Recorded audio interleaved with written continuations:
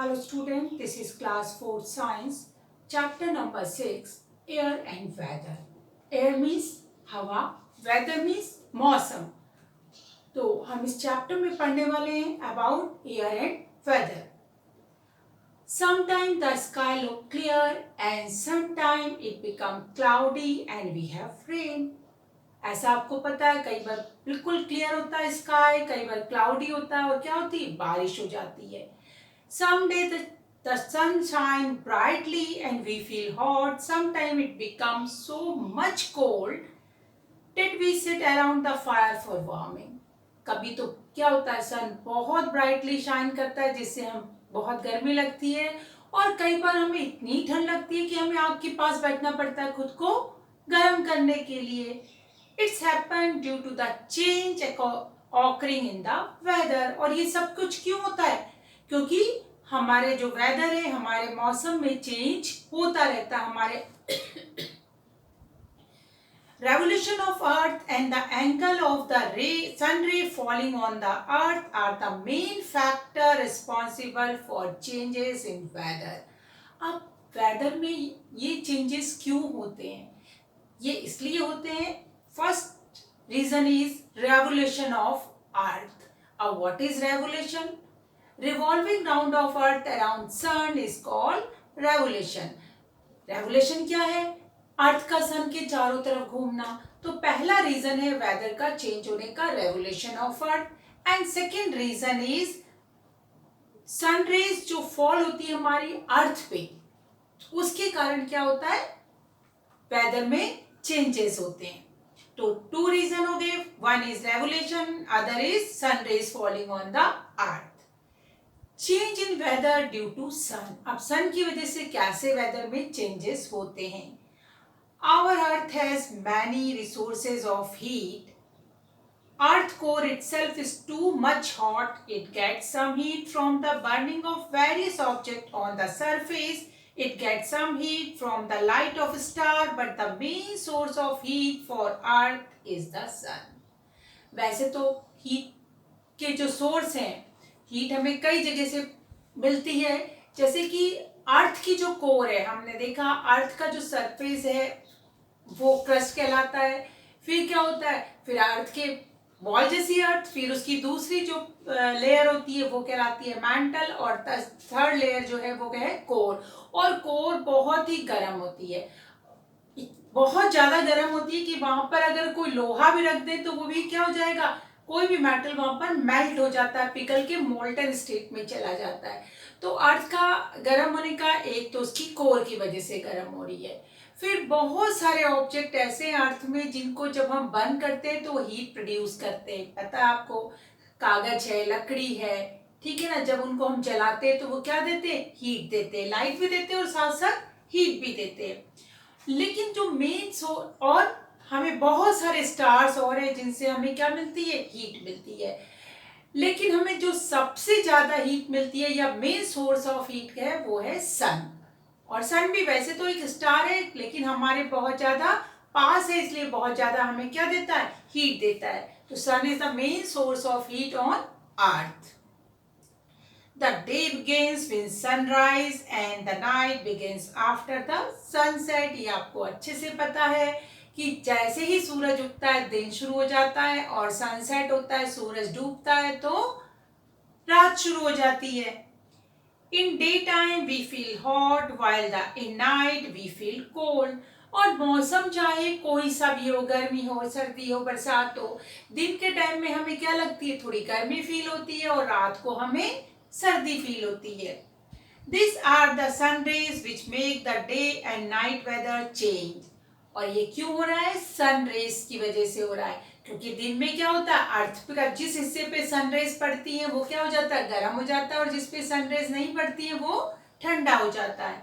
In daytime the rays of sun fall on the earth vertically and make the land, water and air on the earth hot. जहाँ दिन के समय में जिस भी area पे अर्थ के सरफेस पे क्या पड़ती है, सनलाइट पड़ रही है, वहां की सब चीजें, वहां की एयर, वहां का वाटर और वहां की लैंड जो जाती है वो गर्म हो जाती है.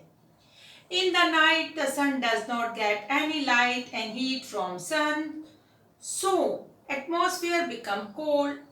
अब नाइट के टाइम में क्या होता है कि अर्थ के सरफेस पे ना तो हीट है ना लाइट है, इसलिए क्या हो जाता है, अर्थ का सरफेस का जो एटमॉस्फेयर है वो कोल्ड हो जाता है। In the morning and evening, the sun rays fall inclined on the earth's surface, while at the noon they fall vertically. अगर हम सुबह शाम की बात करें तो सन की रेज हमारे पे टेढ़ी पड़ती हैं, ठीक है ना।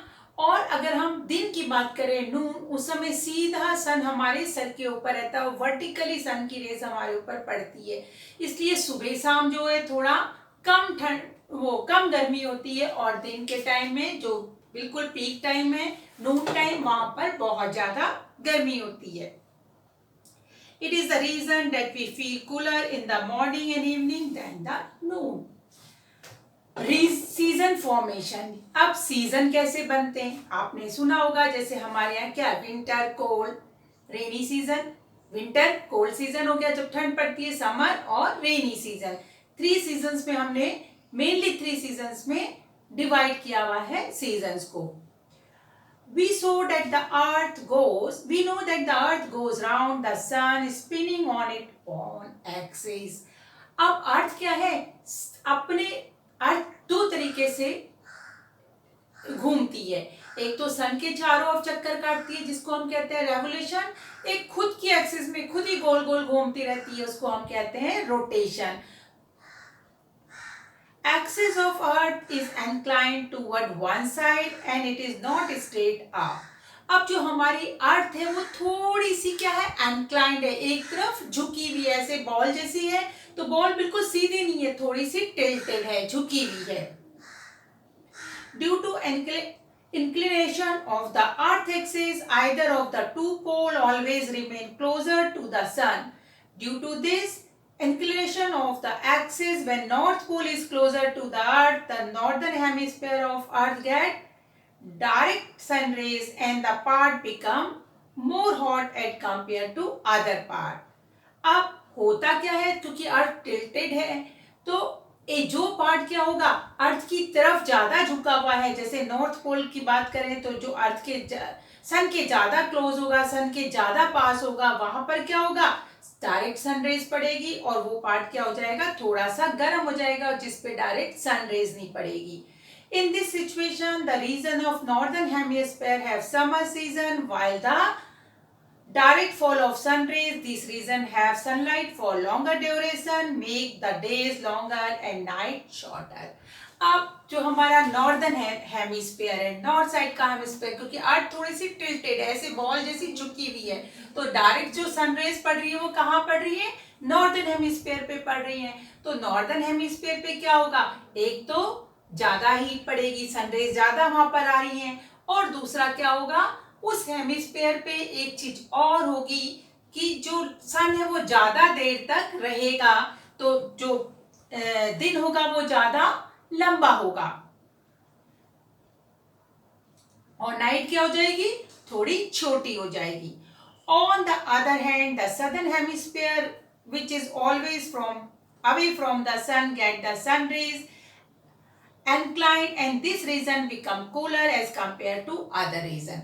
अब ऐसे टाइम पे क्या होगा, जो सन रेज जो है वो जहां पर नहीं पड़ेगी, कौन से, सदर्न हेमिस्फीयर पे, हमने जो सन वो अर्थ है उसको एक बॉल जैसी मान ली, ठीक है, उसका एक सेंटर पॉइंट ले लिया, बॉल को बीच में से काट लो तो क्या हो गया, बॉल का वो सेंटर पॉइंट हो गया, तो हमने काटा नहीं, सिर्फ निशान लगा लिया, तो वो कहलाता है इक्वेटर, और उसके ऊपर जो नॉर्थ साइड का ऊपर वाला हिस्सा होता है वो कहलाएगा नॉर्दर्न हेमिस्फीयर, और नीचे वाला कहलाएगा सदर्न हेमिस्फीयर, ठीक है। जिस समय नॉर्दर्न हेमिस्फीयर में क्या हो रहा होगा, गर्मी पड़ रही होगी, ठीक है, दिन ज्यादा लंबे होते हैं, उसी टाइम पे सदर्न हेमिस्फीयर में क्या होगा, सर्दी पड़ रही होगी।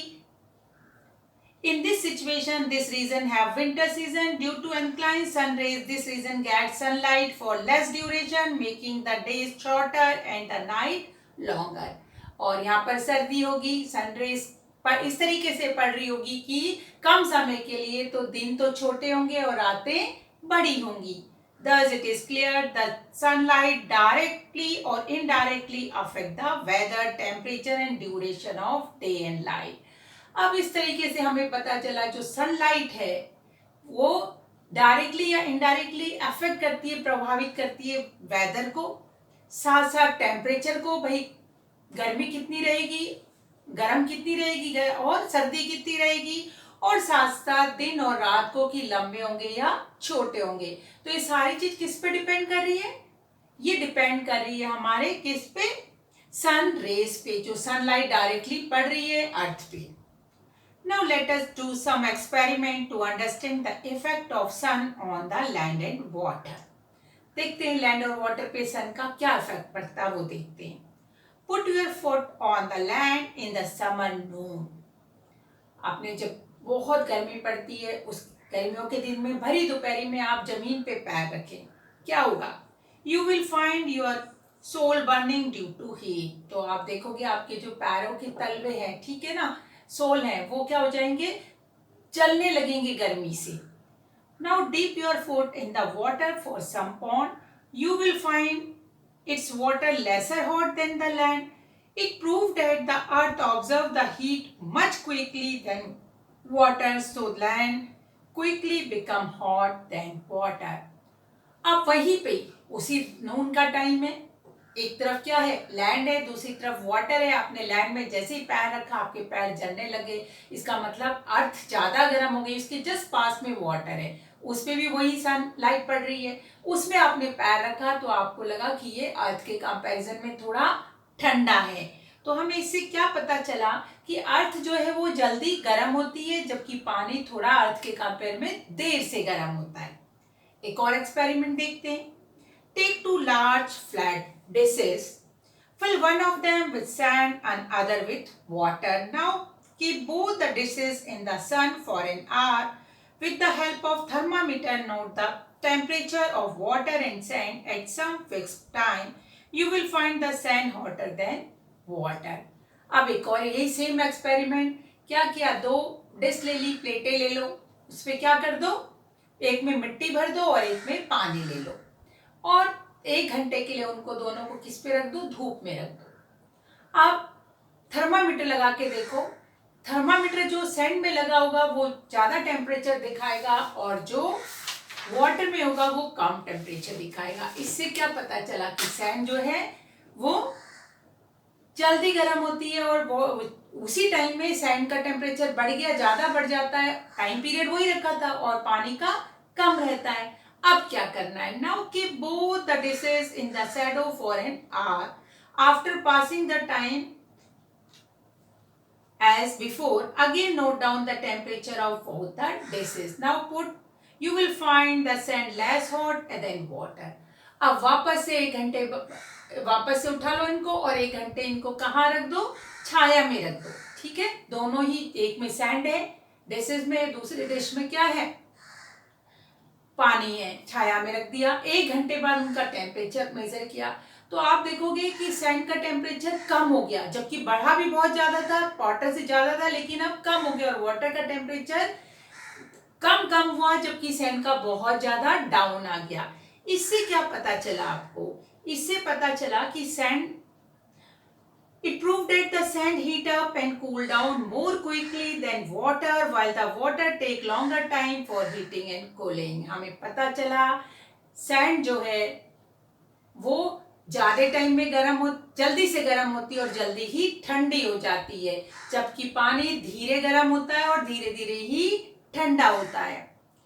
Let us know some other important factor which affect the weather and air. कुछ और फैक्टर देखते हैं जो वेदर और एयर को अफेक्ट करते हैं। The land as compared to water get the heat more quickly, so the air above the land heat up more quickly than the air above the bridge. अब आपको पता है हमारी अर्थ जो है उसमें 3/4 वाटर है, ठीक है। ये तो आपको सब पता है कि अर्थ को अगर हम क्या कर दें, पूरी अर्थ की बॉल को 4 पार्ट में बांट दे तो केवल 1 पार्ट में लैंड है और 3/3 पार्ट में क्या है? वाटर है। अब हमें एक चीज और पता चला कि लैंड जल्दी गर्म होती है और वाटर देर से गर्म होता है। जब सनरेज दोनों पे पड़ रही है तो लैंड जल्दी गर्म हो रही। लैंड जब जल्दी गर्म होती है तो लैंड के ऊपर जो हवा रहती है वो भी गर्म हो जाती है। जब हवा गर्म हो जाती है, हमेशा याद रखना, जब हवा गर्म होती है तो वो क्या होती है, हल्की हो जाती है और ऊपर उड़ने लगती है। The water is compared to land take more time to cool down, so the air above the water take more time to cool and the air above the land. अब दूसरी चीज हमें क्या पता चली, पहली चीज तो हमें क्या पता चली थी कि जो लैंड है वो जल्दी गर्म होती है और जब पानी देर से गर्म होता है। जब लैंड जल्दी गर्म होती है तो उसके ऊपर की जो हवा है वो भी जल्दी गर्म हो जाती है और वो ऊपर हल्की होकर उड़ने लगती है। सेकेंड चीज क्या पता चली, लैंड जल्दी ठंडी हो जाती है और पानी देर से ठंडा होता है। On heating, the air become lighter and goes up to fill the vacuum space. The nearby cold air reaches there. When the cold air goes forward to take the space left over by the hot air, the wind blow. अब क्या होगा, land जल्दी गर्म हुई, उसके ऊपर जो हवा थी, एयर थी, वो भी गर्म हो गई, गर्म होते ही वो हल्की हो गई और वो ऊपर उड़ने लगी। जब हवा ऊपर चली जाती है, जब हवा ने जगह छोड़ दी, वहां पर हवा की लिए जगह बच गई, तो जो कहाँ की हवा है, क्योंकि बहुत कम गर्म हो रही थी, तो वो हवा ऊपर ना जाके क्या होती है, साइड में जहां उसको जगह मिलती है उधर बह जाती है। और इस तरीके से एयर जब उस साइड बहने लगती है तो ये हो गया विंड का ब्लो होना शुरू हो गया, कि लैंड के ऊपर की एयर कहाँ गई, हवा ऊपर चली गई, ठीक है, लाइट हो गई और उड़ गई, और उसकी जगह जो वाटर की तरफ समुद्र से जो हवा आ रही थी उसने वो स्पेस कवर कर लिया और इस तरीके से शुरू हो गया विंड का ब्लो होना, विंड का बहना।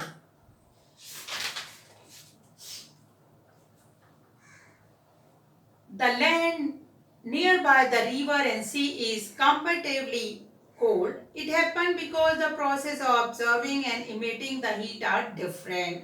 इसलिए क्या होता है, जो लैंड जो होती है नदी के किनारे, समुद्र के किनारे, वो क्या होती है, अगर हम बात करें दिन के टाइम में तो वहां ठंडी ठंडी हवा आती है। The situation play important role to keeping the coastal region cool even the summer season. और इसलिए गर्मी के टाइम में भी क्या होता है, जो कोस्टल रीजन होता है, समुद्र का जो किनारे वाला तट होता है वो ठंडा रहता है, कूल रहता है। One of this main reason is that land heat up quickly in day, but the sea or river water does not heat up so quickly. The land above the hot land also heat up quickly. Being light in weight, the hot air goes up in the sky due to cold water of sea or river.